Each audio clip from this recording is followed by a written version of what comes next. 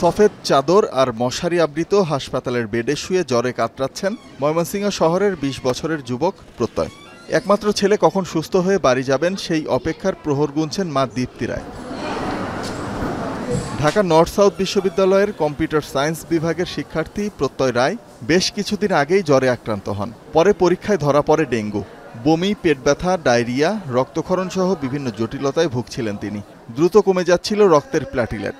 উপায়ন্তর খুঁজে না পেয়ে পরিবারের সদস্যরা ঢাকা থেকে নিয়ে এসে ভর্তি করেন ময়মনসিংহ মেডিকেল কলেজ হাসপাতালের ডেঙ্গু ওয়ার্ডে। 18 তারিখ থেকে একদম 28 তারিখ পর্যন্ত একটানা 106 থেকে 60 ডিগ্রি জ্বর ছিল। তারপরে এক ব্যাগ ব্লাড দেওয়া হয়।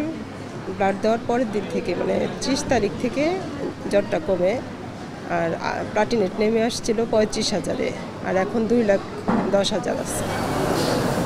শুধু প্রত্যয় নয়, ডেঙ্গু ওয়ার্ডের অধিকাংশ রোগী ঢাকা থেকে আক্রান্ত হয়ে আসা। টুঙ্গিতে চাকরি করতাম, ওখান থেকে এই জ্বরটা হচ্ছে। পরে ওখান থেকে জ্বর হওয়ার পরে চেক করে সিবিসি টেস্ট করানোর পরে প্লাটিলেট 2 লাখ দেখাইছিল। পরে বাড়িতে আসছিলাম, এখানে চেক করানো হয়েছিল, পরে আস্তে আস্তে শুধু কমতেছিল। পরে ময়মনসিংহ হাসপাতালে আসছি। এখনও শরীরে একটু দুর্বলতা আছে এই, আর এমনি জ্বর, হালকা হালকা জ্বর আছে। দেশের মানুষের মধ্যে যে একটা প্যানিক কাজ করে যে ডেঙ্গু হলেই মারাত্মক কিছু হয়ে গেছে, এই জন্য সবাই হসপিটালে চলে আসে। এর মধ্যে দেখা যায় যে অনেকেই হসপিটালে ভর্তি না হয়ে চিকিৎসা নেওয়া সম্ভব। কারো জ্বর হয় তাহলে আমরা যে সিম্পলভাবে আমাদের ম্যানেজ যেগুলো আমরা করি সবসময়, ফ্লুইড বেশি খাইতে বলি, নাপা বা প্যারাসিটামল জাতীয় ওষুধ খাইতে বলি।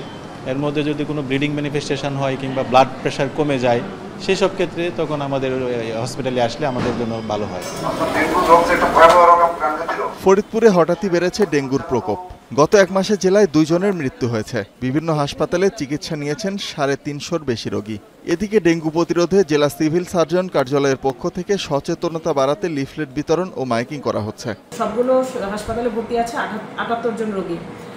আমাদের যথেষ্ট ডেঙ্গু পরীক্ষার কিট এবং স্যালাইন এখন পর্যন্ত মজুদ আছে এবং আমরা নিয়মিত আমাদের স্বাস্থ্য অধিদপ্তরের সাথে যোগাযোগ রেখেছি যাতে কোনো সংকট তৈরি না হয়। মানিকগঞ্জে প্রতিদিন বাড়ছে ডেঙ্গু আক্রান্তের সংখ্যা। হাসপাতালে রোগী বাড়লেও স্থানীয়দের অভিযোগ, ডেঙ্গু নিয়ন্ত্রণে প্রয়োজনীয় পদক্ষেপ নিচ্ছে না কর্তৃপক্ষ। শোভন মাহমুদ খান, এখন।